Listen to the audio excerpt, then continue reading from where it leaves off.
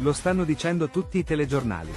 È stata battuta ora dalle agenzie la notizia che la banca etica A Banca Etica Milanese Milanese è stata sequestrata alle 9 di questa mattina, venerdì 11 aprile. La cosa incredibile è che i sequestratori non hanno avanzato alcuna richiesta di riscatto per gli ostaggi trattenuti. Beatrice Valli, psicologa criminale, è stata incaricata di negoziare coi sequestratori. Come devo chiamarti?